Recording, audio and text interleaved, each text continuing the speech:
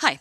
As trailed, I am Rachel Fisher, and I'm Deputy Director for Regeneration and Infrastructure in the Cities and Local Growth Unit, which is the longest job title I have ever had in my life. And today I want to talk a little bit about the Cities and Local Growth Unit, what we're doing more broadly, but then about high streets, town centres, and how the government is looking to respond to the various reports of the death of the high street, which we think is greatly exaggerated. And then thinking a little bit more practically about what makes a good place, what delivers economic growth in places, and then bringing it a little bit closer to home to think about high streets in London, because what I have found from about a year of working on this agenda is that everybody talks about their own high street. Everybody starts from where they live. And I've worked in housing, and I can honestly say, even more than housing, everybody wants to talk about their high street as opposed to their own house. So I will indulge myself in talking about my own high street. A little bit about Cities and Local Growth. The Cities and Local Growth Unit is joint between BEIS and MHCLG, so I wear both a kind of businessy hat, but also a housing, communities and local government hat. And this is very much kind of feeding into the wider government agenda around inclusive growth and prosperity for all. And I think basically what we're trying to do in the Cities and Local Growth Unit is think about places both from the really big scale. So I work a lot on HS2 growth strategies, the Oxford to Cambridge corridor, and really infrastructure-led economic development, but also to the more kind of human scale and thinking about high streets, town centres, parking, and those kinds of issues. So in my job, it's kind of from the really, really big to the really, really micro, which I find a really interesting way of kind of thinking about the big problems that are facing society, if you think about it both from the macro and the micro level, which I will talk about later. So high streets and town centres, I mean, basically we know that places are facing some challenges. We see reports every week about the death of the high street, and what they mean by that generally is the death of big box retail and really thinking about kind of how the retail market is restructuring. That is obviously having an impact on high streets as we see boarded up shops and we see fewer and fewer people going to their high street. So we've seen a decline in footfall and a raise in vacancy rates. But at the same time, I think that actually the future is quite bright for high streets themselves. The changing retail focus doesn't necessarily have to mean that this is the end of high streets. It just means that we're going through a transitional phase. So what is government up to at the minute? Those of you who are following political stuff will have clocked that we have an early budget this year. So we are basically going to be working to a budget date of the 29th of October. That's about a month earlier than usual for those of you who follow these things. So what that means is that we are all squirreling away back at the ranch thinking about what we can do in the budget about high streets, about town centres, and about the kind of wider range of issues that we're facing. But in the meantime, we have also relaunched the Great British High Streets Award. This year, we've done it in partnership with Visa, which has significantly increased the reach of our High Streets Award. Please do vote. There are a lot of really, really amazing high streets that have been shortlisted. And the purpose of the High Streets Award is really to think about showcasing the best of what is going on across the country. So, and actually for the first time this year, we're also running the Great British High Streets Award in the devolved administrations as well. So in Northern Ireland, Wales and Scotland. So it's a much, much bigger and better high streets competition. And do have a look on the website. There's some really, really lovely case studies and some great stuff going on. And I think that's one of the things that has come out through our expert panel. The Secretary of State appointed Sir John Timpson to have to pull together an expert panel of people covering a whole wide range of things, from digital experts through to communities, to retail, to property, and really starting to think about, well, what are the positive stories that we can tell? And what do we learn from the positive stories, i.e. the Great British High Streets Award, because it's all linked. What do we learn from the positive stories to really help the places that are struggling? And how do we kind of disseminate that information, disseminate that knowledge? So the panel's really focused on thinking about what people want from the future of their high street. We recently commissioned a big survey to look at what people want. And in particular, we did a kind of increase of doing not just the general population, but specifically going out and asking young people, younger people, I should say, I think it's like 25, but asking younger people what they're interested in their high street. And one of the findings that we were really interested in was that young people really love going to their high street. And that's true kind of across the country. People are interested, young people and So basically you had this big spike at young people wanting to go to the high street and older people wanting to go to the high street. So I guess it's, people like me who are apparently not going to the high street. And we've also been holding a series of evidence sessions around the country, talking to people who've done great things with their high street to really understand, well, what barriers did you face, and what would be the kind of lessons that you would pass on to other people. So Timson and co are going to be reporting back later in the autumn, the civil service autumn, so I'm not going to give you an actual date, obviously.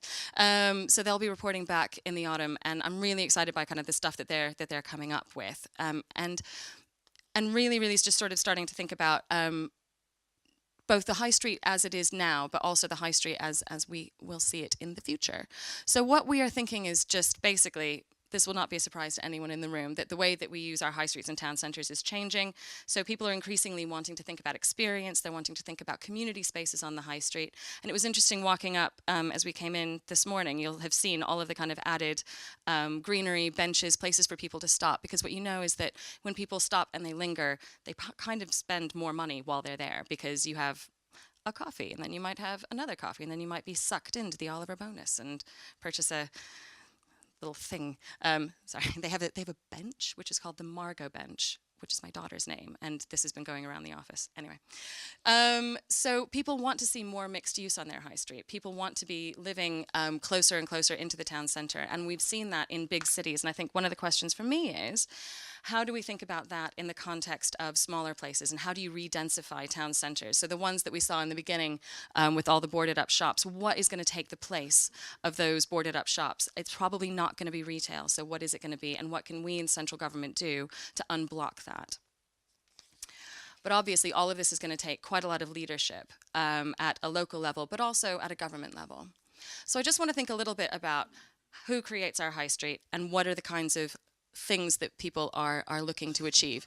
So obviously, you will recognize these people. So in the top hat, you have the money, right? So you have the banker, you have the investors, you have the lenders, you have the people who are going to be putting the money into our places. On the right-hand side, I have arbitrarily decided that the man in the grey suit is indeed a planner, and he's making some decisions about where things should go and how people should use the space. And the woman on the left is the community, because clearly mostly women do community engagement, I would say, as having done that in the past. So these three actors are kind of constantly in collaboration, but also delicately balanced tension with one another to think about how they get the best out of the place and achieve the ends that they're wanting to achieve. So it's always important to think about who's coming in to create the places and what do they want and what are they seeking to achieve. So who can tell me what this is? What's so special about the house that people would be posing in front of it and taking photos? It is! So that is, well done. Thanks, Ed.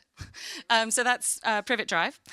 This is at the Harry Potter World experience that my mother dragged me to before I had children, which is just shocking. Anyway, so what I think about kind of the Harry Potter stuff and why is this important for a high street. So if we all have read Harry Potter and we can all cast our minds back to the experience of Harry living under the stairs, even though I'm not convinced that a building like this would have an under the stairs cupboard, but anyway. So Harry's living under the stairs and he's living a kind of prosaic kind of suburban life, and then he gets whisked away to a high street. Yes, Diagon Alley. So when I first moved to the UK, I was really amazed at kind of the diversity of places. I grew up in suburban Texas, where everything is big box stores and strip malls, and nobody walks anywhere largely because it's really hot, but also because we love cars. And then I moved to the UK and I discovered this magical world, not unlike Diagon Alley, which basically is a high street. And rather than having kind of wand makers and bookstores and stuff, you've got different things on high streets here.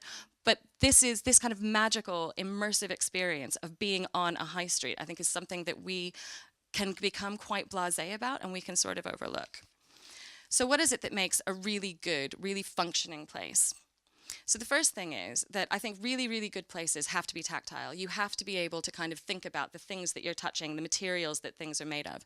This is a door knocker. This is a door knocker in Bologna.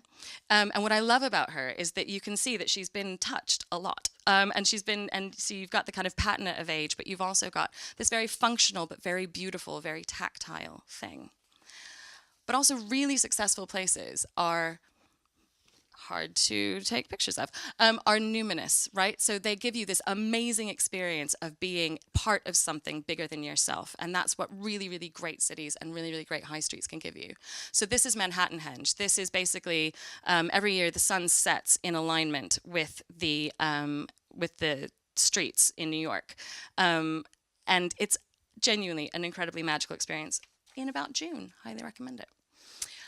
But also, really great places give you places to linger. They make people want to stop. They make people want to hang out, pay attention. Sorry, it's come out a little bit dark, but you can see people are drinking Aperol spritzes and they're just hanging out. And this isn't even a great space, right? It doesn't have to be perfect. It doesn't have to be millions and millions of pounds spent on, hanging baskets and great paviours, right? It can be a little bit scruffy if people feel that they're invited to sit down. It can be really, really expensive. So this is the High Line, also in New York, which you can build opportunities for people to sit, not unlike what we saw outside. So this is something that obviously every city wants their own High Line now. But the other thing that the High Line does and that they've done outside here, which I think is really good, is that they've introduced quite a lot of green space, quite a lot of plants. People are biophilic. We love being around nature. And so the introduction of green infrastructure means that we're able to kind of experience that within cities. I think there is a role for that in high streets. And then finally, really great places have art. So this is the Guggenheim in Bilbao. It doesn't always obviously need to be on this scale. It's nice when it is. But you can always think about how do you make places more artistic. I should have actually had a Banksy because that's one of those moments where as you're walking down and you see street art, it really kind of changes your perspective on that place. And it really makes you kind of stop and think about what the artist was actually trying to do. So as promised, here's a little bit closer to home. This is my high street. This is Haringey Green Lanes. I popped out and there was a big protest march. So you never know what's going to happen.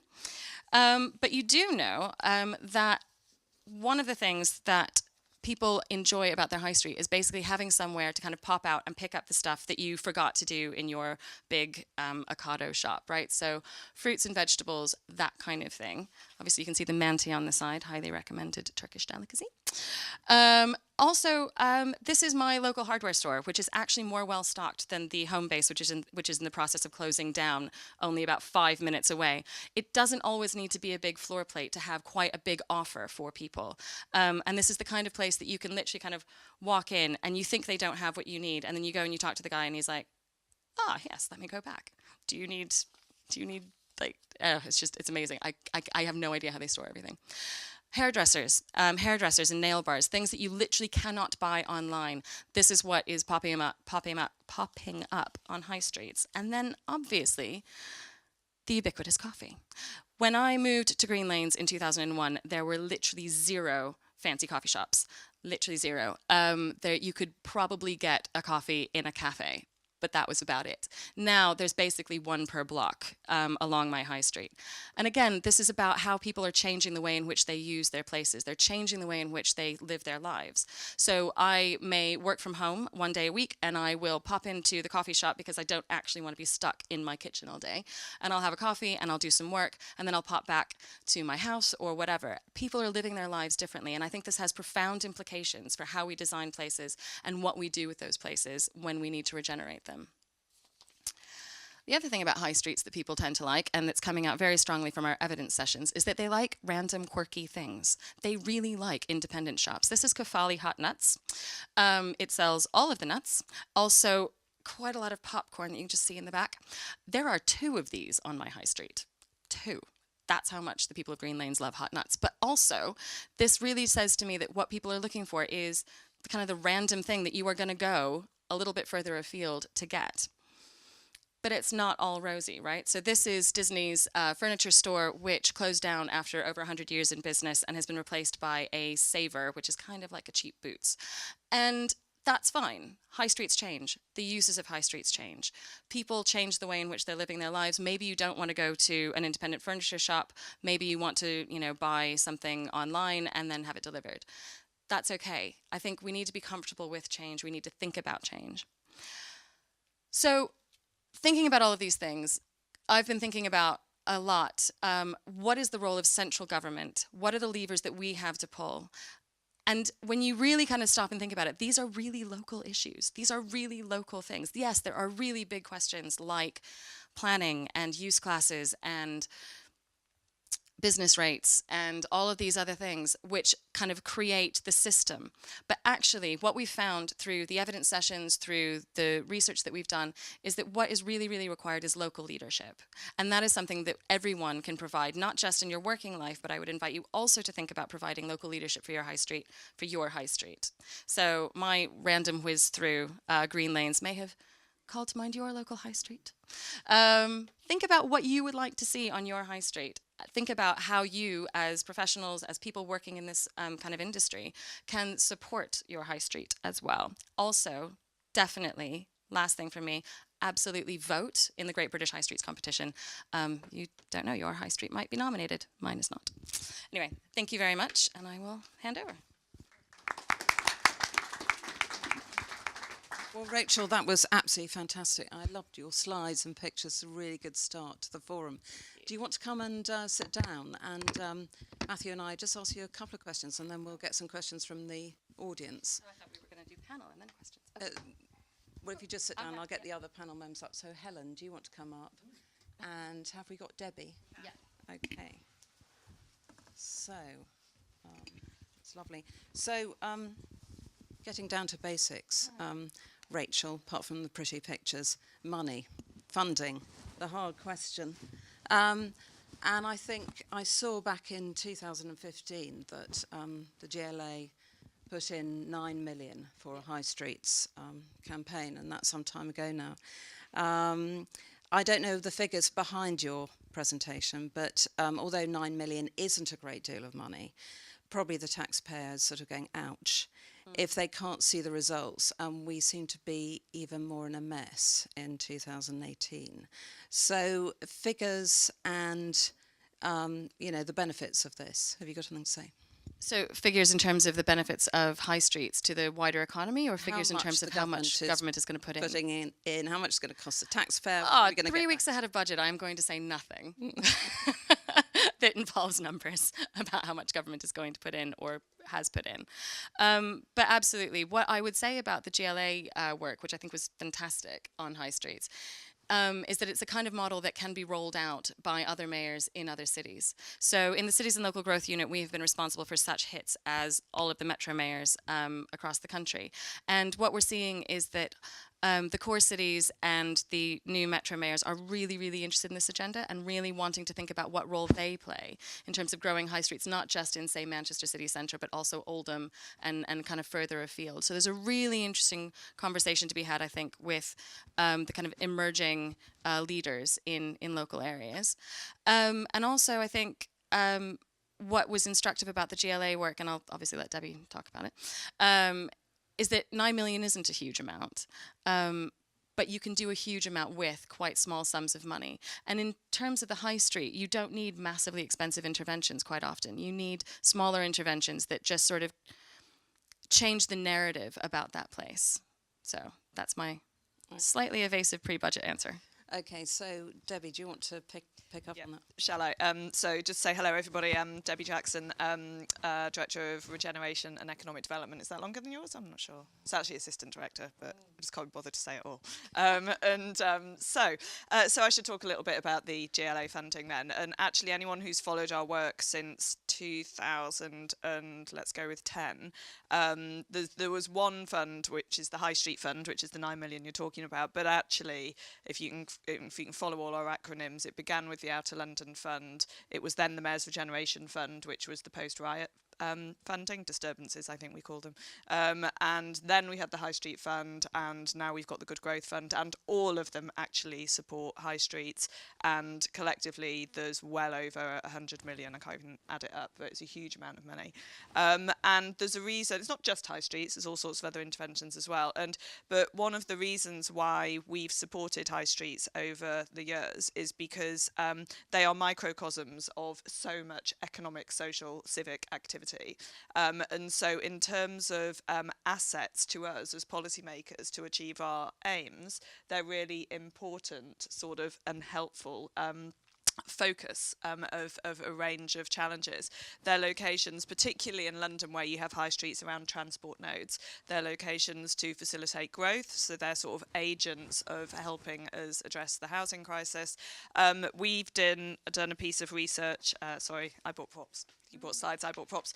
This research last year, which is High Streets for All, we knew the economic case was quite well made about high streets, but we really wanted to look into the social and civic case for them. And we found that actually, particularly during the week, the people that use high streets, I just wrote the stat down, the people that use high streets, 51% of visitors to high streets are not in employment, compared with 27% in London. So as public policymakers, if we're trying to affect change on people's lives and create opportunities for people, we should really be thinking about the success of our high streets as ongoing places where people want to be, and how do we bring those services and those conversations and that support to people. So yeah, there's I think your question was also partly about evaluation, and if I was better than I am, I would have stats at my fingertips, but we always we carry out evaluations at a project level, but we also carry out programme wide evaluations. So there's one for the Outer London Fund, there's one for the Regeneration Fund, and that looks into the impact of what we do and the benefits that it brings. And we measure that in very tangible ways, in jobs, in square meterage of public realm improved, but we also try and dig deeper than that into the actual impact on people's lives, and perhaps more ethnographic research and stuff.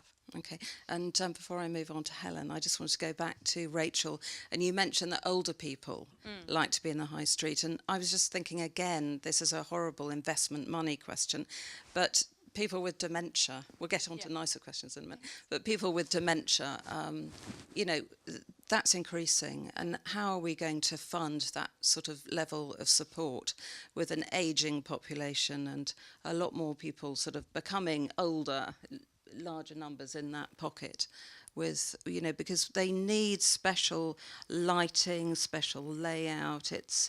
It's quite a ticking time bomb, isn't it? So there's a couple of questions in that. I think one is about funding for social care, which I'm just definitely not going to get into, and the other is about how do we design more inclusively? How do we design places so that they are attractive and welcoming for kind of people at all stages in their life? And what you find with inclusive design is that actually designing better for people with dementia means that you probably end up designing better places, full stop, for a whole range of uses, for a whole range of people.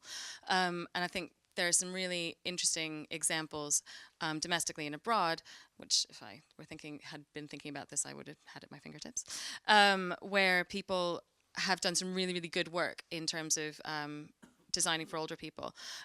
I would also say that the other thing that high streets do is that they provide a way for us to combat loneliness.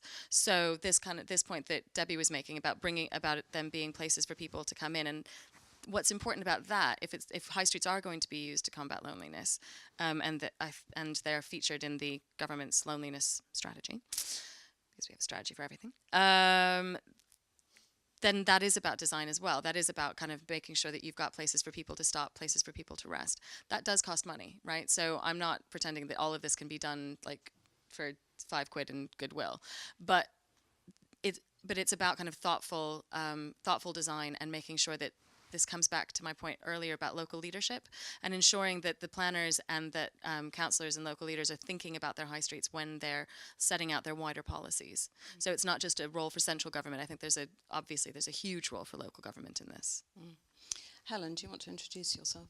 Yes, so So I'm the one who wears a hat with the money on it, and me. And so I'm from Aviva Investors, and we are both investors in third-party developments, funding regeneration initiatives across the country, and we also develop directly ourselves. Where we have assets ourselves that are coming towards the end of their current economic life, having a look at what the opportunity is to reinvent those. So, Helen, Simon Jenkins in the paper, he's been going on about the high street, and he's been going on about how out-of-town developments and changing the use of these won't necessarily solve the problem, because you're not going to be able to build a community on the edge of town. Is Aviva involved in that, or is it just in town that you're looking to maybe change some of the buildings to offices from retail or homes? Yes, so it isn't a one-size-fits-all. You won't be surprised to hear. So the opportunities that work best for reinvention are those which are located on transport hubs or are already the focus of an area,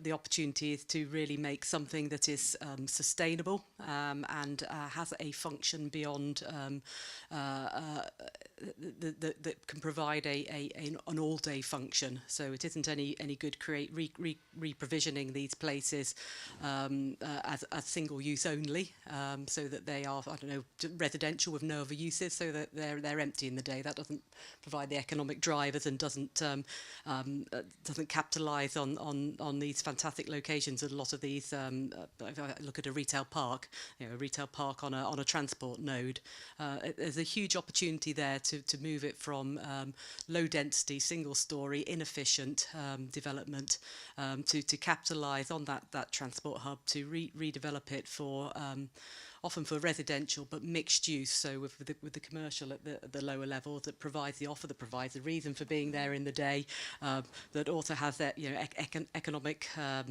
drivers, so forms of employment there, but hanging it all together is that placemaking, as we've all walked up here today and we've all sort of thought, wow, gosh, that's different, isn't it? It's lovely out there. All those benches and those green spaces and those things that make people want to dwell and A, spend their money there, but B, want to live there as well. These things are really important. But you're right, it won't work for every site. A quick question on technology saving the high street before I open it out to the general audience. Rachel, technology, is it sort of the kind of the fun interactive mirrors in clothing shops that are going to save the high street, or is it going to be, I mean, obviously, you go to Stratford and they're just queues around the block for Apple, and nobody else is going into any of the other shops. So I think technology is changing the way that we live our lives in really profound ways, and it's changing the way that we shop. It's changing the way that we experience places, and you're finding an increasing number of shops are selling very little actually, and what they're doing is they're offering an opportunity to try stuff, and then you can get it delivered to you. And I think that I've been thinking a lot about technology and its relationship with the built environment. And increasingly, I think that as technology becomes more social, right? So as we are more interactive with our technology through social media, through the way that kind of apps change the way that you sort of think about whether or not you're walking enough steps, that kind of thing. I think we used to think that technology would make us more like machines. But what we're finding, I think, is that our machines are becoming a little bit more like us, right? And I think that what that's going to lead to is that a built environment which is more mixed use, because our lives are more mixed use in a way that they used to be. So I actually think that there's a sort of like back to the future moment for high streets, where we went down this period of town planning I'm a planner, so I think of everything in planning. But we went through a period where we were really thinking about, this is the central business district, and you will not live in the central business district, but you might live adjacent to the central business district. But that was very not the way that cities had kind of developed over time. And I think that we're going back, because of technology, to a different way of thinking about how we live and work in spaces, and all in the same space. So yeah, there will be different ways of shopping. But that's neither the savior nor the downfall of high streets. It's just a fact that we are all kind of coming to terms with and having to live with this kind of inevitable change. Debbie? Yeah, I obviously violently agree with that. I think what's really interesting in relation to the high street is that the common narrative, the one in the newspapers, is that everybody's shopping online and it's sucking business away from the high street. Actually, if you look, quite a lot of stuff is coming from online onto the high streets. As brands become successful online, they're actually bringing presence to the high street, and the presence they're bringing to the high street is shopping like we haven't recognised it before. And I think there is also a sort of loss leader is perhaps the wrong word, but people are appreciating, or companies or retailers or indeed leisure providers or whatever are appreciating the need for presence on the high street in order to drive their online business. So I think there's that side to it, which is really important. And then, I agree that we don't even understand the possibilities that social media will bring, and the ability to network and share, and the options on high street. So it has to be a part of the future. And I think it's the danger is we talk about it as some sort of add-on or some sort of isolated kind of work stream. It's not. It is. Part of all it's of it. what we do now, So yeah, I think there's multiple opportunities for the high street. Okay. Helen, do you want to say anything on technology? Well, really, I mean, Debbie's right. I mean, the recent research shows still that 80% of online sales still touch a physical store. So that that's a huge opportunity. So it's not maybe the traditional transactional a visit, but it still opens up an opportunity and a reason for people to be there. We know that technology is changing the face of the jobs. That I think it's something like over 35% of jobs will be automated over. I can't remember what the time frame is. It's a very amazingly short time frame. But to embrace your comment, we shouldn't be frightened of change. So our children, the jobs that they'll be looking to do, we don't know what those are yet, but there will be. There will be other opportunities. So we have to just create the environment and the spaces and be that are sufficiently flexible to adapt and to cater for these changes. We don't know what they all are going to be, but if we provide that seed ground, then we are best placed to deal with it. I think we both are trying. Do you Very want to much jump agree. in too? I'm Okay, I'm going to jump in quickly then. I think one of the interesting things about tech is data, and I think the big companies that we see on the high street have obviously got very sophisticated back offices in terms of understanding their customer and understanding data.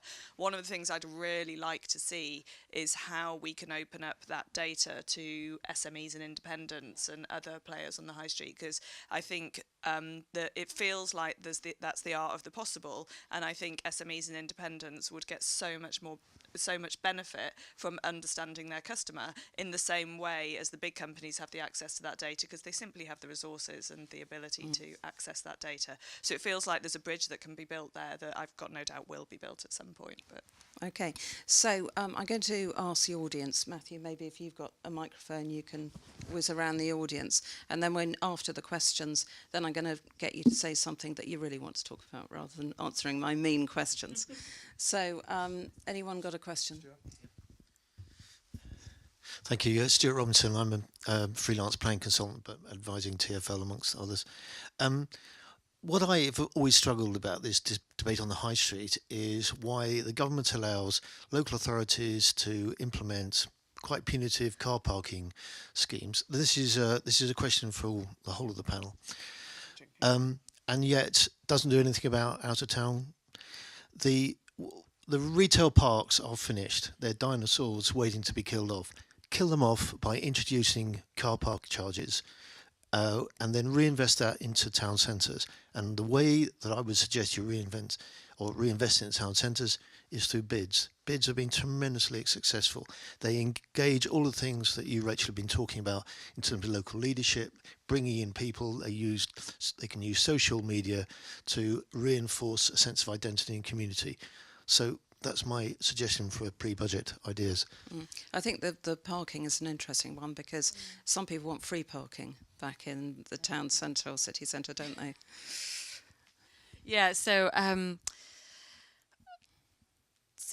parking. So I like that idea, and I will take it back in terms of having the conversation about how we would do that. Immediately, I'm thinking of all. I know it's a good idea because I'm immediately thinking of all the reasons we can't do it. So that's how I know it's a good idea. That's worth exploring. I think the relationship between the car and high streets is really complicated, and the relationship between public transport and high streets is complicated because people want so. You ask some people, and what they want is free parking on the high street, and a lot of traders want free parking on the high street because they think that will drive business. But what you saw with the introduction of the congestion charge was actually Oxford Street thought that they would lose huge amounts of money, but actually I think the pound spent per store actually went up because people weren't driving to it. They were using public transport, and when people use public transport, they spend more money. When people walk, they spend more money because they stop and they go into places. But people's relationship, even in this country, is very complicated with their car. So they think that they want to drive to the high street, but they don't. So there's a really complicated thing. And when you ask people, because we've done polling on this, genuinely, people say they want free parking by their high street. They don't. And then they don't. And then you do it, and then they don't use it. So it's just. Parking is one of those policy areas that is very emotive. I was just going to make a brief point that what you're arguing for and what retailers argue for is a level playing field, and we see this borne out in business rates as well. That retailers feel like they have got all the odds stacked against them because they're in a high street location, because they're near a transport node. It's impossible to park there. Because they're in a high street location, and this is particularly acute in London, high property values, high business rates, and online businesses, retail parks don't have these challenges. Both business rates, they do have business rates, obviously, but not such high value. And it's a well-rehearsed argument, and I think we've also made the point that particularly that online point and the levelling of business rates does feel like the high street is disadvantaged. I think the level playing field is a good point. There are multiple examples in London, I think, of time limited free parking, but I get the point. If you can drive with convenience to a retail park, I will freely admit I did it myself at the weekend, but you do feel a bit dirty.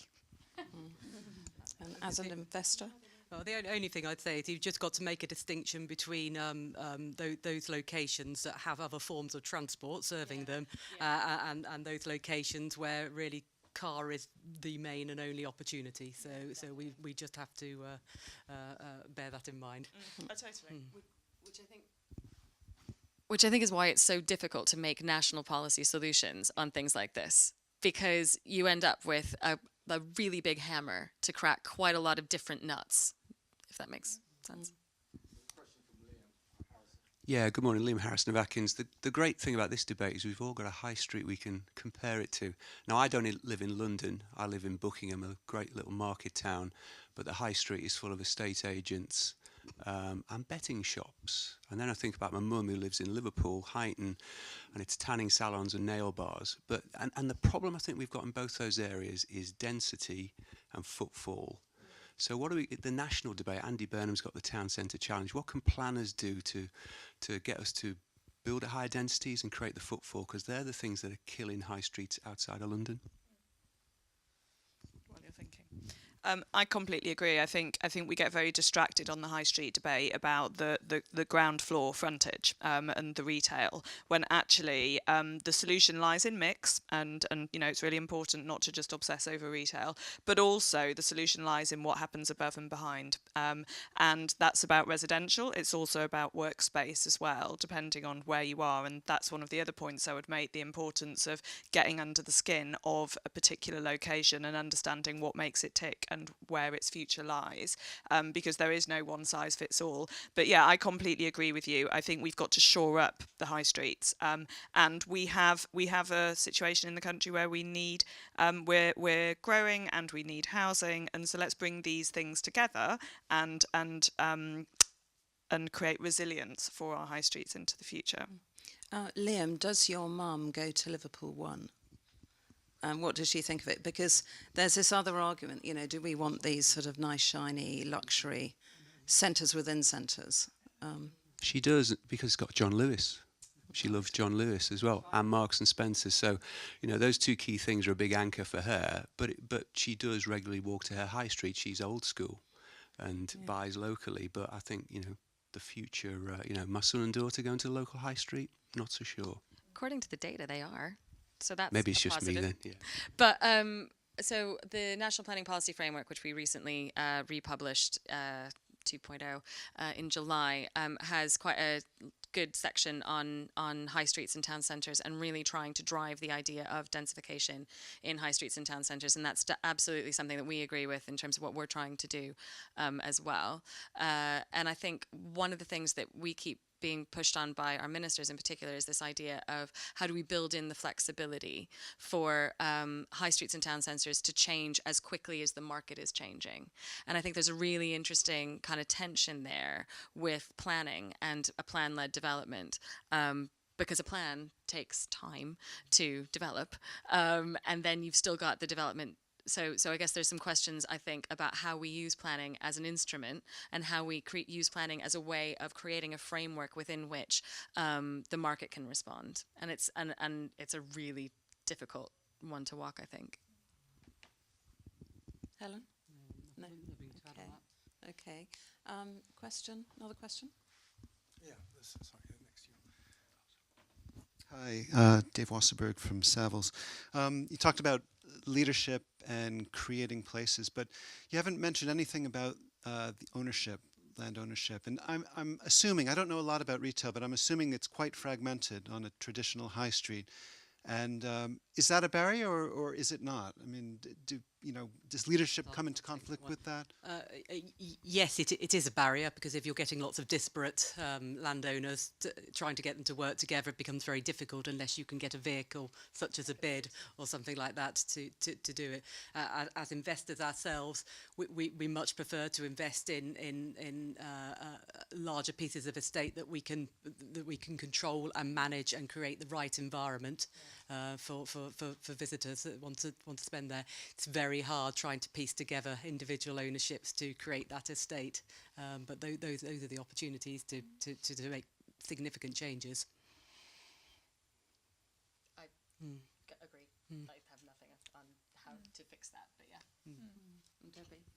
I guess just on the bids point, which are really important, we haven't really touched on any detail on bids, but there are some, there's lots of bids in London, and there's lots of very innovative bids that we've moved past the sort of, I've not got a problem with hanging baskets, but we have moved past the hanging baskets phase. But what's quite interesting is in central London, you've got, I think there's 2 of them now, because obviously bids are with occupiers, and in central London, you've got 2 landowners bids as well.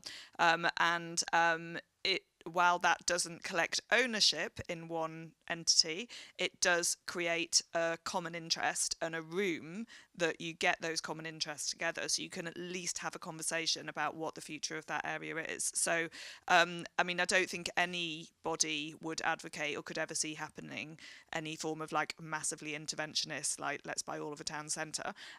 But if you can get towards that sort of collaboration and shared vision and shared ownership in a non-ownership sense, then that has to be a positive thing. So it'll be very interesting to see how that plays out over coming years. Couple more questions.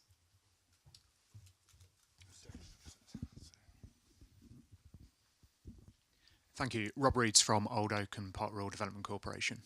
I'm thinking about how retailers can actually start to influence the high street themselves. When I think of a typical high street with an A1 use, such as let's say, clothing or something along those lines, The only shopping day that I have the ability to go and shop there is a Saturday, generally a Saturday morning, because when I go down to the high street at 6 p.m. when I finish work, it's generally closed. And on Sundays, there are sometimes on larger shops, there are restrictions on times that I can go there. Effectively, the time that I have to shop on the high street is restricted to a few hours on a certain day.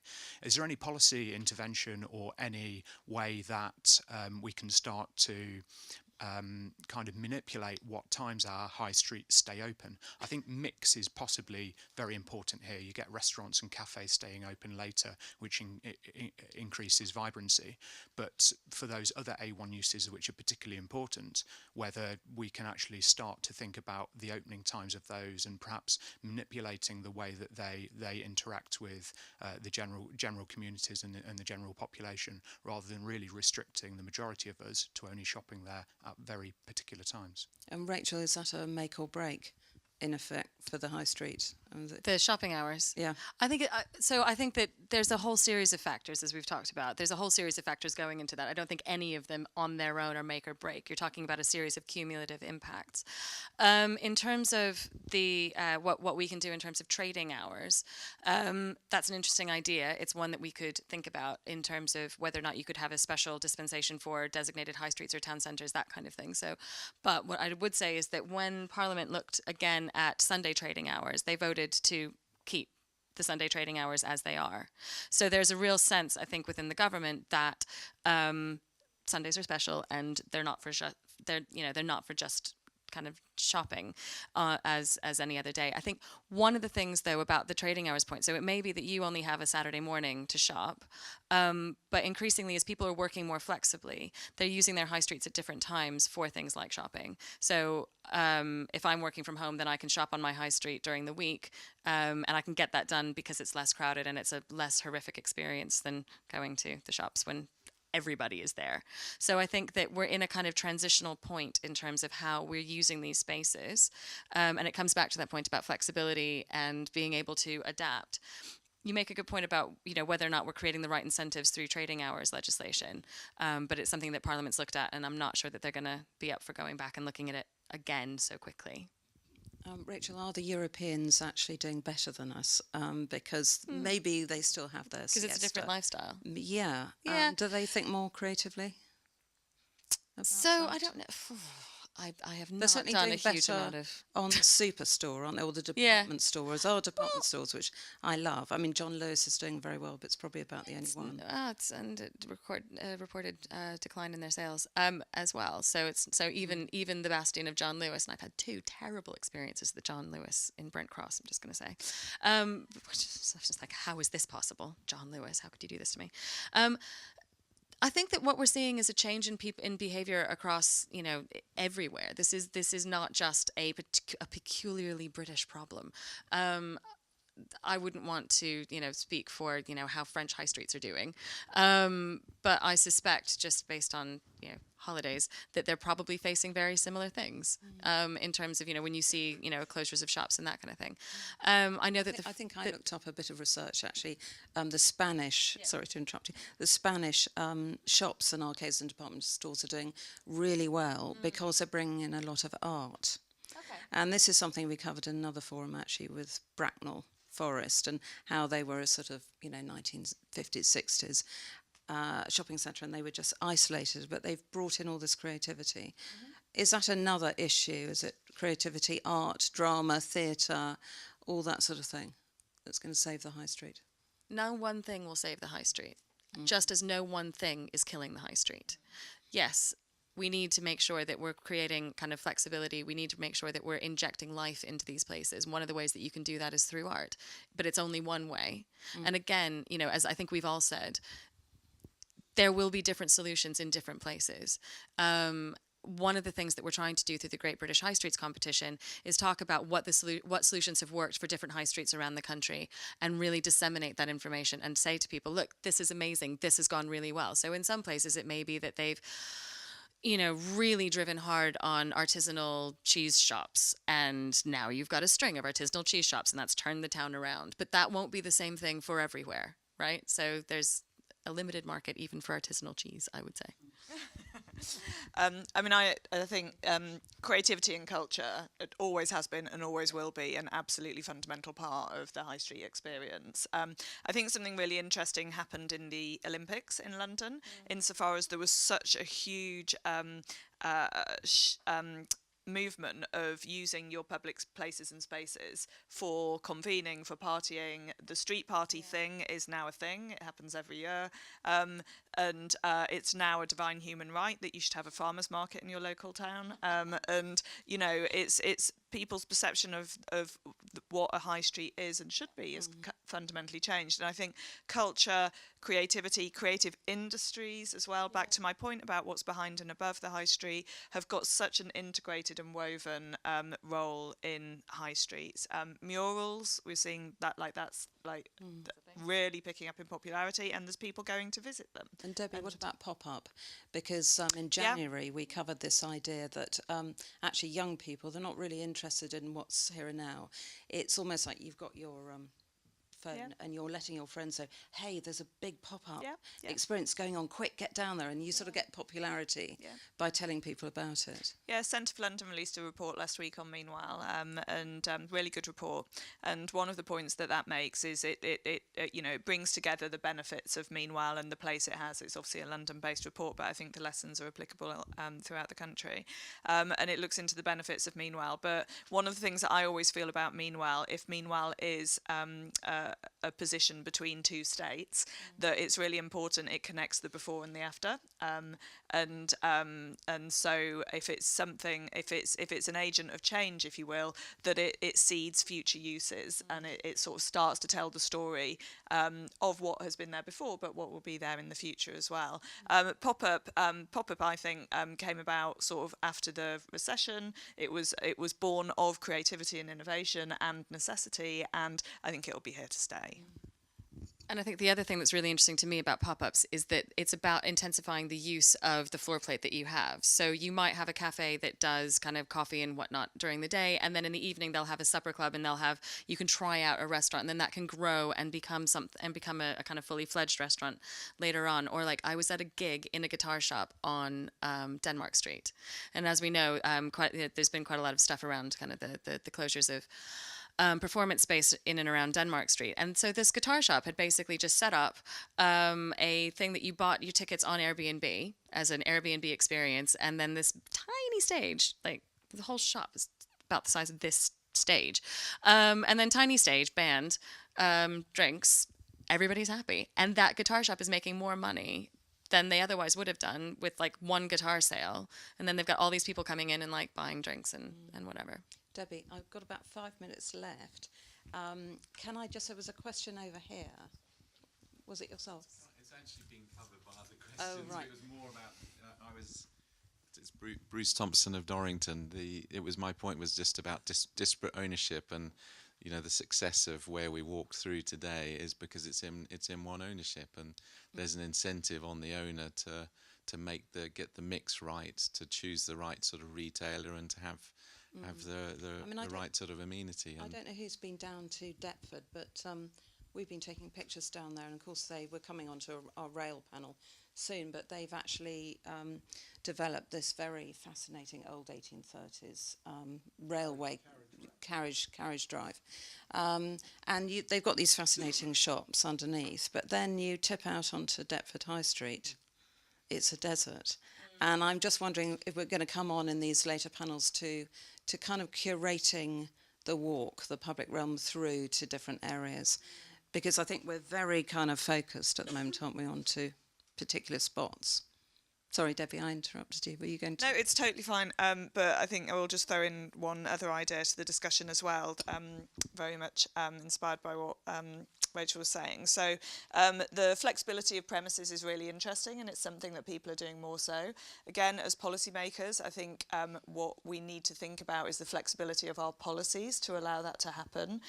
There are multiple horror stories of retailers or property owners trying to do something really exciting and not being able to do it because of licensing or planning licensing laws or planning use classes, or just intolerance of the policymakers. So I think there's a really interesting challenge for us in terms of how we allow that creativity, innovation to breed through our policy making. I think another idea that we haven't touched on that I think it's really important to say is that people's experience of high street is coloured by how clean and safe, and and so there's a very pedestrian role for the public sector in making sure that the experience is one that's enjoyable and you're not stepping over piles of rubbish and stuff. And I don't underestimate the challenge of that in what is tough times for the public sector.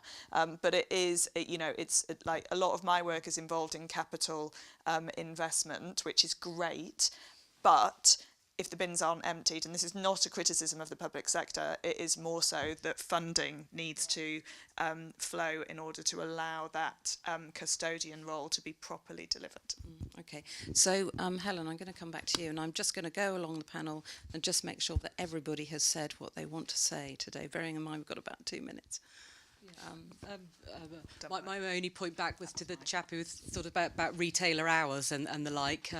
Obviously, there's an economic question around that. If there are only a few people shopping, it's not economic for a retailer to open. Actually, the framework probably allows them to open the hours they want to do. But what the interesting thing will be with the evolution of technology and perhaps till-less stores or even staffless stores that Amazon are trialling at the moment, they may afford you the opportunity to shop at the hours that you want to, with the use of technology to assist in that visit. Okay, and Debbie and Rachel, you said quite a lot. I feel like I've said a lot of things. So also what we do at these forums, if anybody wants an individual interview after the forum, please stay. If you can't, we can catch up in your offices another time. So Helen, if you want to, but you're probably very busy. But thank you very much. It's been an absolutely fascinating panel. Can we have a round of applause?